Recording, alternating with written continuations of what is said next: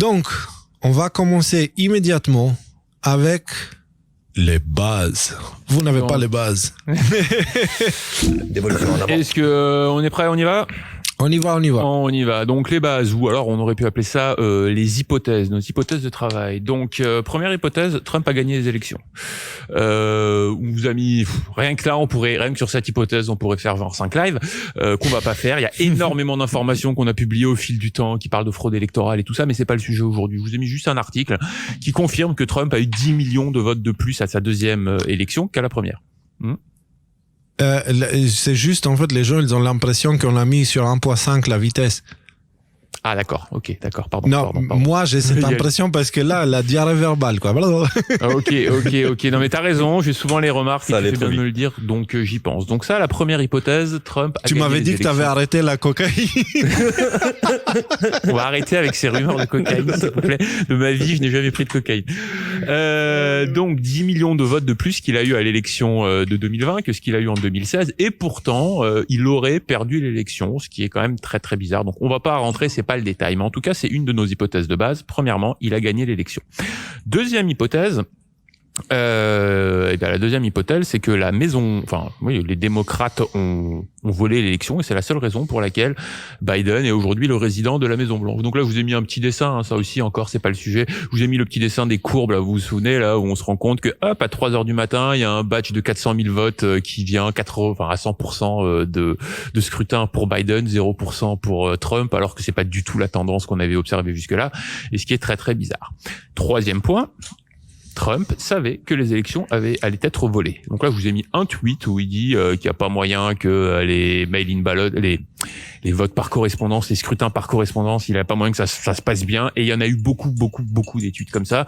Je vous en ai mis un ici. Il y en a eu des dizaines de tweets au cours de l'année 2020, avant l'élection, où Trump dénonçait constamment la fraude électorale qui allait arriver. Donc, au niveau des événements, hein, vous vous rappelez, au niveau des événements, qu'est-ce qu'on a eu ? On a eu l'élection du 3 novembre, puis après on a eu le 6 où on était sûr, enfin moi j'étais sûr à 100% que Trump allait gagner.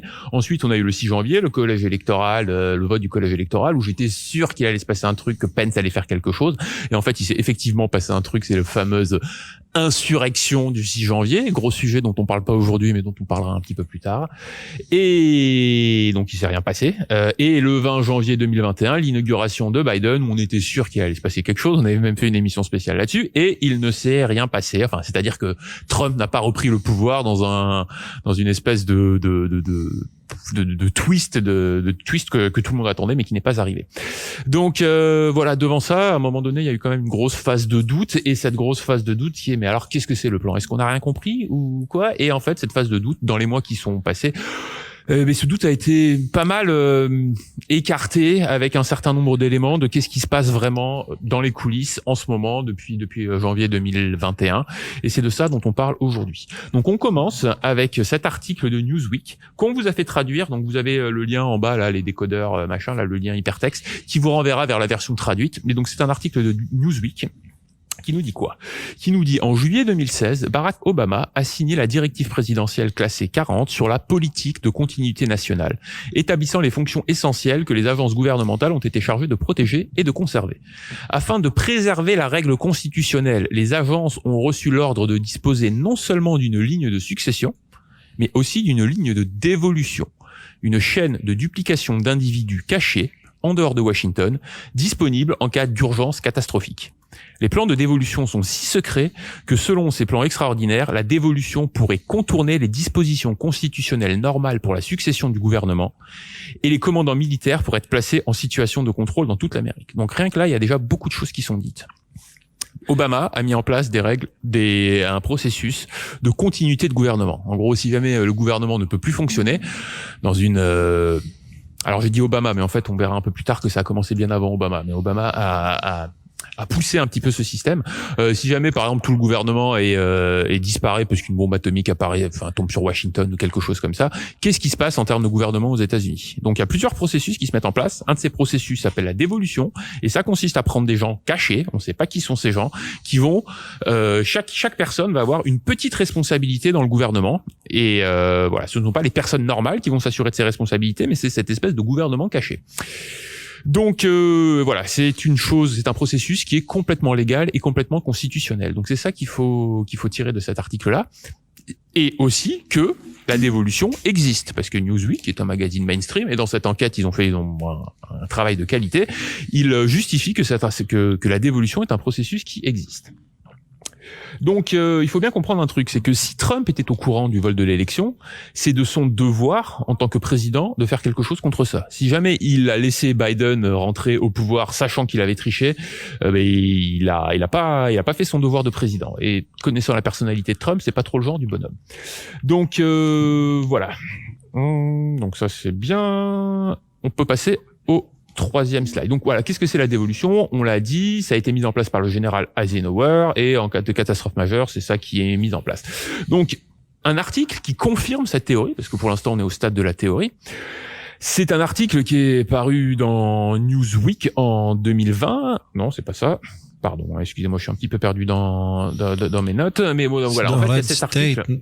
Ouais, c'est Red State, en fait, qui a publié un article qui parle de Dong Jingwei. Donc, qui est Dong Jingwei? Dong Jingwei, c'est une personne de très très haut niveau dans le gouvernement chinois. C'est l'équivalent de Mike Flynn, si vous voulez, dans le gouvernement chinois. C'est-à-dire, il est dans l'intelligence militaire, il a accès à tout un tas d'informations de très haut niveau qui sont classifiées. Et voilà, donc c'est l'équivalent d'un Mike Flynn. Et comme Mike Flynn, il sait où les cadavres sont enterrés. Il se trouve que Dong Jingwei qui est une expression pour dire il connaît les secrets. Voilà, c'est une expression. C'est pas littéral. Ouais. Exactement. Donc, d'après des articles publiés par Red State en juin 2021, Dong Jingwei, vice-ministre chinois de la sécurité et ancien chef du contre-espionnage, aurait fait défection le 10 février 2021. Seule la DIA semblait être au courant de cette information cruciale, selon l'article de Red State. Alors la DIA, c'est la Defense Intelligence Agency, c'est une partie des renseignements. En gros, c'est un peu une organisation. C'est le renseignement de défense, en fait. C'est ça. Ouais, en gros. Voilà, c'est ça. C'est pas rien, hein. C'est une grosse partie de la protection des États-Unis d'une attaque étrangère. Donc, ouais. Et donc la CIA, qui est une autre agence, vous connaissez tous la CIA, son objectif, c'est de fournir des renseignements au président. La DIA, son objectif, sa mission, c'est de fournir des renseignements à l'armée pour des missions liées au combat, c'est-à-dire à la guerre. Ok. Et petite information, le général Flynn a été directeur de la DIA entre 2012 et 2014 sous l'administration Obama. Donc voilà, donc seule la DIA était au courant de cette information cruciale selon l'article de Red State. Et l'article mentionne également les sources de Red State affirment que les responsables chinois ont effectivement exigé que les États-Unis restituent Dong. Mais Blinken, il est Secretary of State, c'est le numéro 1 de la diplomatie dans l'administration actuelle aux États-Unis, n'a pas exactement refusé. À l'époque, Blinken ne savait pas que Dong était avec le gouvernement américain, disent les sources, et a dit à la Chine que les États-Unis n'avaient pas Dong. Donc là, ça pose déjà une question qui est une question majeure. Donc, si j'ai bien compris, Dong, c'était le gars qui travaillait pour la Chine et qui donc du coup était au courant de pas mal de mouvements de Deep State, le général de la relation Flynn entre la Chine chinois, et l'Angleterre. On va dire. Voilà, le général Flynn. Mais c'est quelqu'un qui savait de ce qui s'est passé entre les corrompus des États-Unis et en Chine. Et lui, il a fait défection. Il a décidé de trahir et partir vers les États-Unis. Tout à fait. Ouais, voilà. Tout à fait. Et après, les Chinois sont arrivés, ils ont dit, rendez-nous Dong. Donc, on verra ça, c'est un petit peu plus tard. Et puis, l'administration a dit, mais nous, on n'a pas Dong. Et en fait, ils avaient l'air sincères. Ils savaient même pas qu'ils étaient, qu'ils avaient cet espion chinois qui était parmi eux. Et donc, ça soulève cette question. Juste un truc, je vous dis, comme moi, j'ai les yeux fixés sur mes notes et pas nécessairement sur l'écran, coupez-moi la parole, parce que si vous levez le doigt, je vous vois pas. Okay. Comment ça se fait qu'ils soient pas au courant? Que c'est l'agent transfuse chinois le plus haut gradé de toute l'histoire qui ait jamais fait défection pour aller aux États-Unis. Comment ça se fait que l'administration Biden ne soit pas au courant? Et cette question est une question fondamentale. Donc, selon l'article de Red State, Dong a directement contacté la DIA car elle savait son rôle le lui permettait, que les autres agences de renseignement étaient corrompues. Il détenait et a fourni aux États-Unis la liste des espions chinois en activité. Et apparemment, il y en avait beaucoup. Et ça explique peut-être pourquoi est-ce que il ne se passe rien. Enfin, genre, il ne se passe rien. Vous voyez ce que je veux dire? Pourquoi c'est assez long, finalement, à voir des événements concrets se mettre en place de ce côté-là. Donc ça, c'est le premier point. Et 2, il connaissait aussi les origines sur la vérité du Covid. Donc on peut passer au slide suivant. Voilà, la dévolution existe. Donc là, je vous ai mis la dévolution. Donc la note est importante. La dévolution, le mot en français dévolution existe, mais dans un sens complètement différent. Quand moi je parle de dévolution, c'est le mot devolution en anglais que je traduis par dévolution. Et donc la définition anglaise de ce mot que j'ai traduite ici, dévolution, nom commun, deux définitions pas très intéressantes, et une troisième définition que j'ai mis en gras, délégation d'autorité ou de fonction à un subordonné, c'est-à-dire quelqu'un en dessous de vous, ou à remplaçant. Trump, on sait qu'il s'est intéressé au sujet au moins depuis début 2020, suite à l'article de Newsweek dont on vous a montré. On parle du transfuge Jong Din-Wei, et donc, excusez-moi, donc la dévolution est donc un transfert d'autorité pour la réalisation de tâches essentielles depuis les personnes supposées réaliser ces tâches vers un autre groupe de personnes, souvent inconnus, et en général de grade inférieur, et aussi également très souvent géographiquement disséminés. Donc là, il y a Patel Patriote, qui a écrit tous ces articles, qui fait une métaphore pour simplifier tout ça, pour vous donner un exemple de concrètement qu'est-ce que ça veut dire. Et donc je reprends cette métaphore à mon compte parce que je trouve qu'elle est très bien. Donc imaginez, vous êtes le PDG d'une très grande compagnie multinationale qui est divisée en 10 branches. Tous les 4 ans, la compagnie organise une élection pour déterminer qui sera le prochain PDG. Vous savez que votre opposant, donc on va l'appeler Brandon pour mon explication, à la prochaine élection, s'apprête à tricher grâce notamment à d'importants soutiens extérieurs. Et votre objectif est de démasquer cette triche. Vous avez donc prévu de laisser Brandon voler l'élection pour l'exposer afin que ceci ne puisse plus se reproduire dans le futur.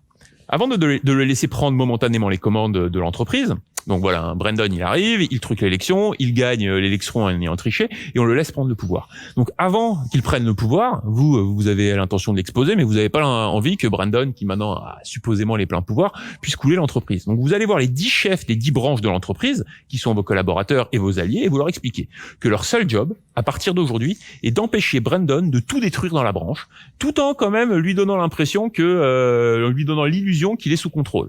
Donc vous lui dites oui monsieur, vous répondez à ses emails, vous faites semblant de lire ses mémos, mais alors quand il s'agit de faire des trucs qui sont vraiment dommageables pour l'entreprise, vous débrouillez pour qu'il ne soit pas en capacité de les faire. Et donc en fait c'est ça la dévolution, et on se rend compte que c'est exactement ça qui se passe, que Biden est soi-disant, il est assis dans la Maison Blanche, apparemment, même si on n'est pas vraiment sûr avec ces histoires de studios de Maison Blanche et tout ça, il signe des ordres exécutifs, il se fait passer pour le président, mais en fait, sur les informations importantes et sur les décisions importantes, il n'a pas le pouvoir, comme on va le voir un petit peu plus loin. On peut passer au slide suivant. Un président en guerre. Donc voilà, là, le but des 3 prochains slides, c'est de vous montrer que finalement, la dévolution aurait déjà été mise en place. Pourquoi? Parce que les États-Unis sont dans un état de guerre. Donc, en juin 2020, Trump a fait la déclaration suivante dans cet article, donc vous avez le lien ici. Nous avons subi la pire attaque que nous ayons jamais eue dans notre pays. C'est vraiment la pire attaque qu'on ait jamais eue. C'est pire que Pearl Harbor, c'est pire que le World Trade Center. Il n'y a jamais eu d'attaque comme celle-là. Donc voilà, là en gros, il dit que c'est la guerre. C'est ça qu'il est en train de dire Trump quand il était président. Il se trouve, il faut être conscient que ce Covid, en fait, il est en train d'affaiblir d'une manière dramatique les économies occidentales. Elle les a tuées. C'est une attaque économique. Donc, qu'est-ce qu'ils ont fait? Ils ont tout fermé, les entreprises et tout, et l'État, il a imprimé, ils ont multiplié la quantité d'argent liquide dans le marché, ils l'ont multiplié par 3, 4, 5, bref, ils ont tué l'économie. La Chine, de leur côté, eux, ils sont revenus à la norme assez rapidement après tout ça, en fait. C'est-à-dire que toutes ces choses-là, elles ont bénéficié à l'économie chinoise. Donc, c'est pour ça que Trump décrit cette histoire de virus de cette façon-là. Et c'est exactement ça, le virus. C'est une arme biologique pour attaquer le reste du monde. Et la Chine, elle subit pas les conséquences. C'est une arme biologique, si on peut dire. Parce que c'est une arme médiatique, plutôt, on va dire, politico-médiatique. C'est le virus, voilà. C'est mes parents de 70 ans, ils l'ont eu tous les deux. Aucun des deux a compris qu'il l'avait eu. Par contre, ils ont les anticorps. Donc, c'est pour vous dire... Bref. Ouais, c'est dans le cadre de la guerre irrégulière, une victoire informationnelle. On a réussi à faire croire au monde entier que Voilà, exactement. Il y a même pas besoin d'avoir ce virus qui sort. Et quand je dis mes parents, ils l'ont pas senti, je dis pas que le virus n'existe pas. Je dis que le virus, il est clairement pas aussi grave qu'ils nous ont montré au début. Avec les victimes dans les rues, machin, et toutes ces choses. Non, c'est loin, très, très, très loin de là. Et le taux de mortalité actuellement, on sait qu'il est très faible. Au moins aussi faible que la grippe, si ce n'est pas en dessous. Et, concrètement, on est en train de fermer les économies du reste du monde et d'instaurer des systèmes autoritaires, des dictatures sanitaires, en fait, des oligarchies sanitaires, si on peut dire ça comme ça, dans le monde occidental. On est en train de devenir tous Chine, en fait. Et on verra ça tout à l'heure. Vas-y. On peut rajouter à tout ce que tu viens de dire, Léo, le fait que on a maintenant quand même des très très fortes présomptions que le virus a effectivement été manufacturé dans un laboratoire chinois, financé par les États-Unis. On a aussi, on n'a pas du tout parlé de l'injection. Par les États-Unis, oui. Par le deep state américain. Il faut commencer à dissocier les deux, parce que Fauci, c'est pas les États-Unis. T'as tout à fait raison, c'est le deep state américain qui a financé ça avec l'argent du contribuable américain, et on n'a pas du tout mentionné la problématique de l'injection expérimentale et de tous les problèmes qui vont avec. Bon, c'est pas le sujet aujourd'hui, mais bon, vous voyez que ce virus a eu quand même un impact majeur. Il a été donc volontairement relâché contre les États-Unis et le reste du monde, et a eu un impact majeur, comme vient de le décrire Léo. Donc, il faut bien comprendre un truc, c'est que c'est le rôle du commandant des armées, donc du président en fait, de réagir face à des attaques de puissances étrangères. Dans le cas précis qui nous intéresse, une déclaration de guerre n'est pas nécessaire. Et la réponse à un acte de guerre met le pays, de facto, dans un état de guerre. Il y a eu une autre manière, donc on a parlé du virus, qui est la première manière dont les États-Unis ont été rentrés en guerre, mais il y a eu un autre aspect qui justifie aussi cette entrée en guerre tacite, parce que finalement il n'y a pas eu on est en guerre aux États-Unis, mais cette entrée en guerre de fait, elle est justifiée par un autre élément qui est l'ingérence dans le processus électoral. Pourquoi je dis ça ? Parce que c'est sous Obama d'ailleurs, intéressant, on va en parler après, que les infrastructures électorales ont été placées sur la liste des infrastructures critiques.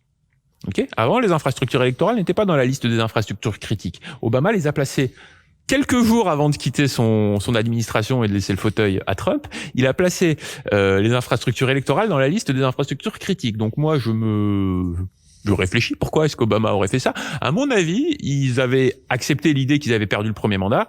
Ils se disaient, on va empêcher Obama dans un deuxième mandat de prendre le pouvoir en justifiant un narratif d'ingérence russe dans les élections. Comme ça, s'il est réélu, on va pouvoir gérer ça comme ça. Ça, c'est mon interprétation qui n'engage que moi. Donc, on peut passer au slide c'est à celui-là, exactement. Donc, dans cette on a vu le slide 7 ?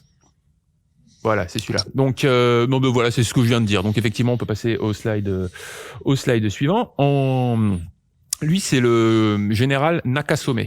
Il est il est directeur, Nakasone. Il est directeur de la NSA et il est chef du cybercommandement. Les cybercommandements. Excuse-moi, est-ce qu'on peut faire une pause 2 minutes pour dire, papa, ton sens de l'humour, là, entre le général Dong et il Nakasone, et ça va avec les noms, à un moment donné ça va, tu vois, tu nous aides pas trop, on peut pas prendre ces choses au sérieux avec des noms pareils. Comment il s'appelle l'autre aussi? Il y en a un autre qui va te plaire un peu plus tard. Il y a un Anthony Tata qui arrive un petit peu plus loin. Il y a qui? Donc du coup, il y a qui? Il y a Dong Jinwei et il y a Nakasone. Mais Dong, il a déjà sonné. Moi, je suis sûr. Donc il n'a qu'à sonner. Non mais ça. Les gars, ça va être une pilule rouge là. C'est une pilule rouge. Voilà, elle est un peu rose là. Bon, allez, il n'a qu'à sonner alors. Donc Nakasone, donc il est directeur de la NSA, rien que ça, et chef du cybercommandement, qui est une grosse organisation militaire. On parlera des commandes du cybercom notamment, et des autres centres de commandement dans une prochaine pilule rouge de la même série d'évolution. Donc qu'est-ce qu'il a dit en juillet 2018, Nakasone? Il a dit: une cyberattaque d'un autre gouvernement contre une infrastructure critique, donc là on parle notamment des infrastructures électorales, donc une infrastructure critique des États-Unis, franchirait le seuil de la guerre et nous y répondrions certainement. Je pense qu'on a suffisamment d'éléments maintenant pour accepter l'idée que depuis l'élection de 2020 et depuis le virus chinois, les États-Unis sont en guerre, même s'ils le disent pas très très fort. On peut passer à la slide suivante. Voilà, donc la mise en place des... Est-ce qu'on peut associer ça Juste, je vais poser une question, est-ce que ce soit clair que pourquoi est-ce que cette histoire il peut être associée à un acte de guerre dans ce cas-là précis pour les élections de 2020? Est-ce que c'est parce que justement le virus chinois en fait il a poussé à utiliser le vote par correspondance, c'est bien ça? Non, c'est pas pour ça en fait. Non, très bonne question. En fait, là, ça nous ramène de toutes les vidéos de Mike Lindell. Comment ça s'appelle je me souviens plus de ces vidéos. Aidez-moi les gars. Bon, vous savez les grosses vidéos qu'il a sorties Mike Lindell où il montrait notamment cette carte où on voyait toutes les attaques, les cyberattaques, qui n'ont pas encore été proprement présentées au public. Mais bon, je veux dire a priori, j'ai envie de lui faire confiance sur ces choses-là. Qu'il y a eu un certain nombre d'attaques extérieures qui ont été détectés sur les machines de vote Dominion notamment pour changer le nombre de votes et un certain nombre de choses dans ce goût-là. On peut aussi mentionner le fait que la Chine a un gros paquet de millions qui sont investis dans les infrastructures Dominion, Smartmatic et compagnie. Et donc à ce titre-là, ils sont impliqués aussi dans cette problématique-là. Ça répond à ta question ? Super. Oui. Ok, on continue. Donc là maintenant la question qu'on va aborder c'est comment ça marche finalement la dévolution. Ok, admettons qu'on a une dévolution, admettons qu'elle est en place, admettons qu'elle est justifiée, admettons que Trump était au courant de tout ça et qu'il l'a mise en place. Concrètement, comment ça fonctionne ? Donc faut bien comprendre un truc, c'est que le processus de dévolution est par nature un processus qui se déroule dans le secret. Seule une poignée de personnes doit être au courant, principalement des militaires, qui ne vont pas aller exposer leur stratégie vocalement à l'ennemi. Et d'ailleurs ça coucou à Alexis et au petit passage de son live qu'on a passé hier, où quand on voit soi-disant des hauts placés, des hauts gradés du renseignement qui viennent faire un live devant 25 000 personnes pour dire que les militaires vont se retourner devant le gouvernement, c'est probablement de la désinformation. Je suis d'accord avec lui quand il dit ça, et c'est pour ça que finalement on n'entend pas parler de ça aux États-Unis où probablement un tel processus est en cours. Et donc pour savoir comment il s'est mis en place, il faut savoir qu'il existe des documents très spécifiques qui s'appellent les PEAD pour Presidential Emergency Action Document ou documents pour l'action d'urgence présidentielle. Donc, grâce à au site Brennan Center for Justice, donc on parle de John Brennan, grosse crapule du Deep State, mais qui nous donne une information intéressante sur son site, donc vous avez le lien. Grâce à ces documents, nous savons qu'il y avait 56 PEAD en vigueur en 2018 contre 48 quelques décennies plus tôt. Donc on sait, selon Brennan, qui a été un ancien directeur de la CIA, que les PEAD, ça existe et qu'il y en a. Ok, et qui sont utilisés, donc voilà. On sait donc ça c'est fait. Donc les PEAD, ce sont des documents qui donnent la marche à suivre pour répondre à certaines menaces très spécifiques. Ce sont des documents ultra confidentiels et seule une poignée de personnes y a accès. Notamment, et c'est très important, le Congrès n'y a pas accès. Donc ça, c'est quelque chose, une information qui date, c'est un screenshot, une capture d'écran d'un document qui date de 1959, où je vais essayer de vous retrouver une source un peu plus précise, mais bon, c'est des vieux documents, j'ai dû faire ça sur une vidéo, une capture de quelqu'un qui projetait ça sur une vidéo. Donc ce document de 1959, il nous dit quoi ? Il nous dit l'émission de chacun des documents, donc des PEAD, dépend de l'existence de la situation décrite dans le plan d'urgence fédéral blablabla de juin 1959. Le plan est fondé sur l'hypothèse de situation générale suivante. Et vous allez me dire si cette situation, ça vous rappelle quelque chose par rapport à la situation actuelle. Une situation internationale présumée impliquant une attaque réelle ou imminente avec peu ou pas d'avertissement contre les États-Unis et leurs alliés, dont l'effet paralysant est tel qu'il entrave le contrôle du gouvernement, réduit sérieusement la force militaire, fait des millions de victimes, perturbe la production industrielle et agricole et met en danger l'existence de la nation et du monde libre. Je pense que la définition correspond pas mal à ce qu'on est en train de vivre en ce moment. Je sais pas ce que vous en pensez, les gars. Donc les PEAD, les PEAD, ça sert à ça. Donc Patel Patria, dans ses articles, fait l'hypothèse que la dévolution a été décrite, donc le principe d'application de la dévolution a été décrite dans ces PEAD, et notamment les personnes qui reçoivent ces nouveaux super pouvoirs dans le principe de la dévolution. Et voilà, il faut rappeler que ces documents ne font pratiquement l'objet d'aucune supervision. Apparemment, une fois de temps en temps, le département de justice a le droit d'aller regarder vite fait ce qui se passe, mais notamment le Congrès n'y a pas accès. C'est-à-dire Nancy Pelosi et tous ses copains, Madame Schiff, Swalwell et compagnie, n'ont pas accès à ces documents. Et cette hypothèse que la dévolution est dans ces documents, elle est supportée par le fait qu'à 4 reprises en 2020 et encore une fois en 2021, le Congrès a tenté d'accéder à ces documents. Donc je crois que c'est le slide suivant, si tu veux bien, Léo. Voilà, donc ça c'est, vous avez un article du live du 24 septembre 2021. Donc voilà, dont on vous a, 24 septembre 2021, ça fait à peine un mois. Et on vous mentionnait ça. Donc vous cliquez sur le lien, vous tapez PEAD, vous tombez sur ce passage-là. Si tu veux, tu peux l'ouvrir, mais c'est pas nécessaire. Ouais. Bon, on va laisser le PDF. Voilà. Donc, qu'est-ce qu'il y a marqué dans le petit texte? La chose la plus intéressante ici est que ce projet, donc le projet dont on est en train, un projet de loi qui a été lancé par Adam Schiff, donc vous avez l'article qui est ici, vous pourrez vous renseigner là-dessus si ça vous intéresse. Ce projet donnerait au Congrès l'accès aux documents, au PEAD, au fameux PEAD. Cela vous semble familier? Ils ont essayé et échoué à obtenir l'accès au PEAD 4 fois en 2021, mais maintenant ils essaient de nouveau. Qu'est-ce qu'il y a dans ces PEAD qu'ils peuvent en vouloir?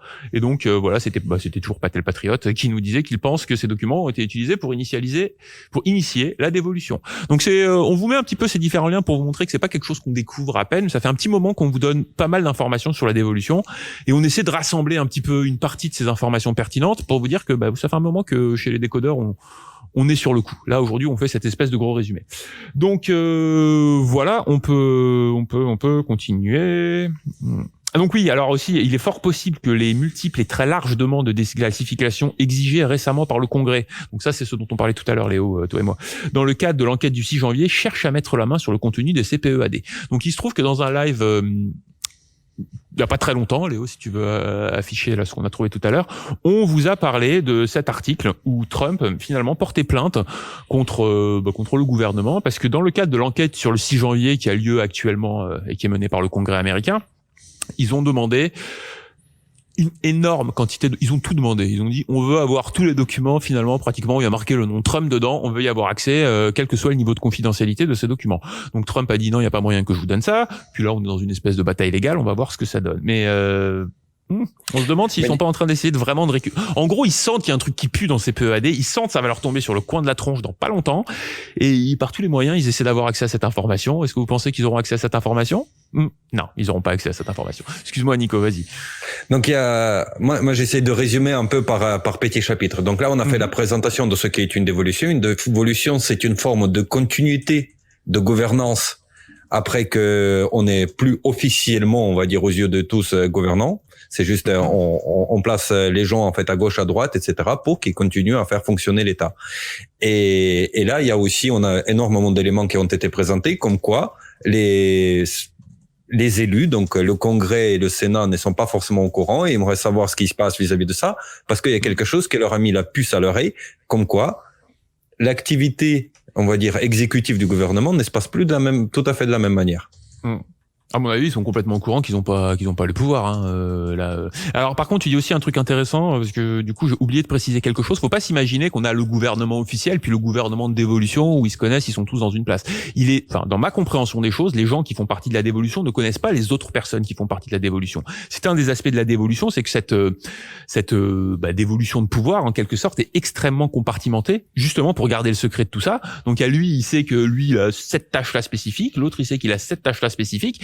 Et globalement, personne des gens qui sont impliqués dans cette dévolution de pouvoir n'a accès à la vision globale. Donc comment ça se passe dans le détail, comment ils sont coordonnés, ce genre de choses. Bon, ça c'est des informations auxquelles on n'a pas nécessairement accès, mais voilà un petit peu comment il faut voir les choses. Donc maintenant la question qui se pose, c'est quels sont les acteurs de cette dévolution? Qui fait partie de la dévolution? Léo, si tu veux bien nous remettre la présentation. Donc, les acteurs de la dévolution. On commence par Chris Miller, dont on vous a parlé à plusieurs reprises, notamment en fin d'année dernière, juste au moment où c'était les élections. Donc, pour réussir la dévolution à l'aide de l'armée, Trump devait avoir le bon secrétaire de défense. Et donc, il a choisi qui? Il a choisi Christopher C. Miller, qui a été promu par le président Trump le 9 novembre 2020. Donc, 6 jours après l'élection. OK? Pourquoi est-ce que Trump, il reste 4 semaines de travail et va changer son secrétaire d'État à la défense? Enfin, posez-vous la question. Je veux dire, il n'y a pas eu de guerre à ce moment-là, il n'y a pas eu de grosses, de grosses manifestations où les Américains ils ont montré les muscles militairement. Pourquoi est-ce qu'il a fait ça? Oui, Nico? La moindre de choses qu'on peut dire, c'est qu'il avait une idée derrière la tête. Je suis d'accord avec toi. Surtout quand on voit quel est le profil de Christopher Miller. Cet homme a une expertise en matière d'opérations spéciales clandestines et de renseignement. Il rend compte directement au sous-secrétaire à la défense chargé du renseignement et de la politique. Un de ses derniers postes en tant que militaire était directeur des opérations spéciales et de la guerre irrégulière. Donc là, on est plein dedans, guerre asymétrique, guerre de l'information, opération spéciale. Enfin, je veux dire, on a tous les mots. Ils sont bien choisis. Il coche toutes les cases. Donc, il était au sein du bureau du secrétaire adjoint à la défense pour les opérations spéciales et conflits de basse intensité. Vous n'avez pas besoin de vous souvenir de ce nom-là, qui supervise l'ensemble de l'USOCOM, qui est le commandement des opérations spéciales des États-Unis. Hein. On vous a parlé du cybercom, ça c'est des sujets qu'on abordera dans une prochaine partie de la dévolution. L'une des activités principales de l'USOCOM est la défense intérieure à l'étranger, c'est-à-dire la protection contre la subversion, l'anarchie, l'insurrection, le terrorisme et d'autres menaces contre la sécurité intérieure, la stabilité et la légitimité d'un pays hôte. Je vous renvoie également à la petite vidéo YouTube là qui est ici dans le coin en bas à droite. Léo, si tu veux bien l'afficher, c'est une vidéo de 40 secondes. Je vais vous la traduire. Vice President, I'm going off script. Donc là, c'est Miller. Tu veux le faire ou je le fais moi, Léo? Je le fais. Again, I know. Monsieur le vice-président, je sors encore du script. But Mais I just want to personally thank you. Je veux juste vous remercier personnellement. We've been through some stuff. We've gone through some of the most complex military operations this country's ever conducted. On a passé ensemble en revue une des missions les plus compliquées de l'existence de l'armée américaine. And your steady hand and your leadership during those Et ta main stable et ton leadership pendant cette période was a great source of strength for me. A été une source incroyable de force pour moi. Thank you for your leadership. Merci. Thank you for your character. Merci pour ton leadership, merci pour ton caractère. Thank you for your selfless service. Thank you for commitment. Merci pour ton service, merci pour ton engagement. Dévouement, ouais. Thank you for being a mentor to me, Mr. Vice President. And with that, the floor. Vous avez été un menteur pour moi, un menteur M-E-N-T-E-U-R. Hein, c'est Non, un mentor. Mentor, pardon, M-E-N-T-O-R. Oh, le lapsus, c'est les non, là, ça marche plus sinon. Bon, je pense qu'on a, voilà, Oui, parce on a qu'après, jusqu'à avoir. Et du Voilà. coup, donc cette vidéo, elle date de quand? Elle date du 20 décembre 2020, qui incidemment est le premier anniversaire des Space Force, qui est la nouvelle branche militaire créée par Trump et tout ça et tout ça. Et donc voilà, il confirme. De quelle opération il parle? L'opération, franchement, entre le 6, quand c'est qu'il est rentré lui, le 9 novembre 2020 et le 20 décembre 2020, qu'est-ce que ça pourrait être l'opération militaire la plus complexe de toute l'histoire de l'armée? Vous avez une idée, vous, qu'est-ce que ça pourrait être? Est-ce qu'on a vu quelque chose dans les médias qui parlait de ça? Est-ce qu'on a vu une guerre? On a vu quelque chose, des bombes atomiques? Non, on n'a rien vu de tout ça pendant cette période-là. Ça Or, dépend. Chris Mill. Si on regarde les décodeurs, oui, on a vu. On a vu l'opération militaire la plus complexe de l'histoire des États-Unis en train d'être là, à l'œuvre, en fait. Donc, par contre, si tu regardes TF1, c'est sûr que non, en fait, non. Ouais, mais en tout cas, la question se pose, quelle opération d'une telle complexité a pu être mise en place durant ces quelques semaines? Et nous, on avance qu'il s'agit de la dévolution.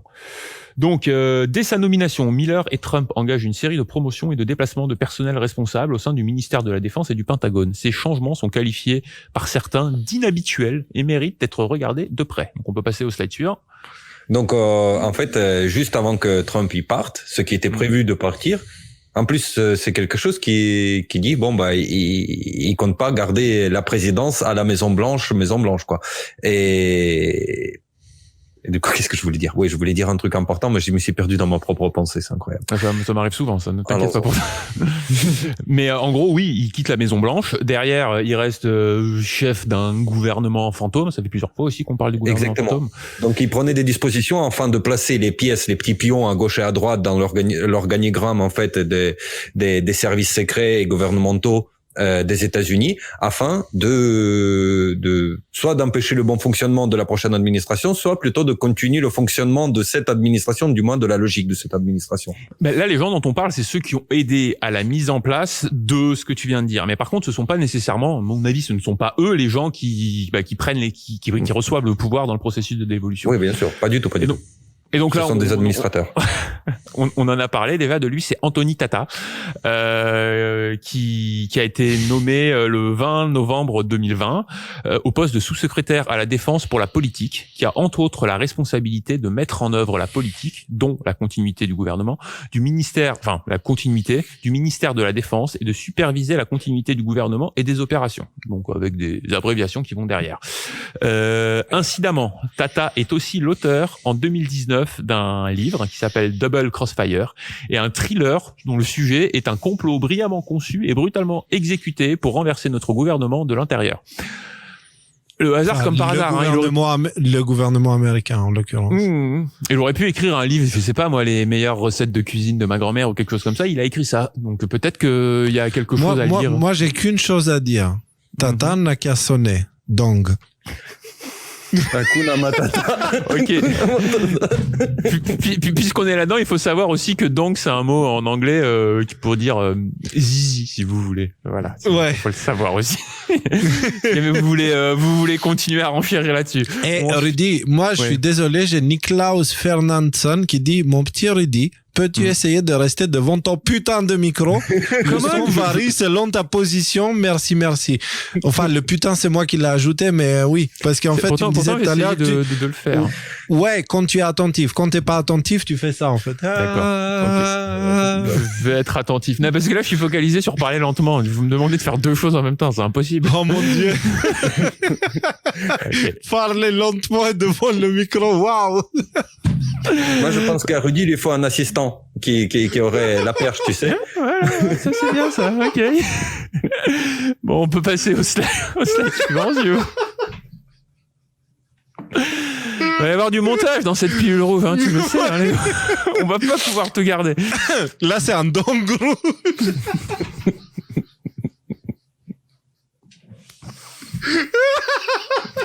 Donc, rouge. Désolé, hein, très cher public. Ok.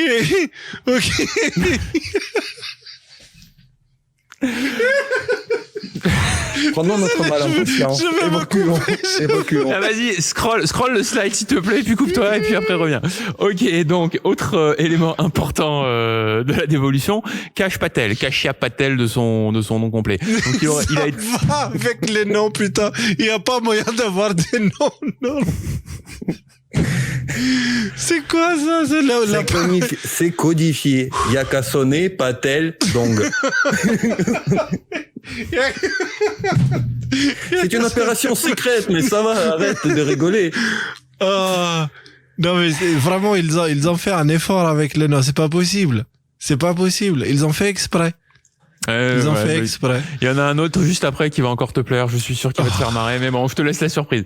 Donc, le 11 novembre 2020, Kash Patel, donc d'ailleurs, Patel Patriote a tiré son nom de Kash Patel. Donc, il a été nommé au poste de chef de cabinet du secrétaire d'État à la Défense par intérim. Donc, le secrétaire d'État à la Défense par intérim, c'est Miller, celui qu'on vient de voir juste avant.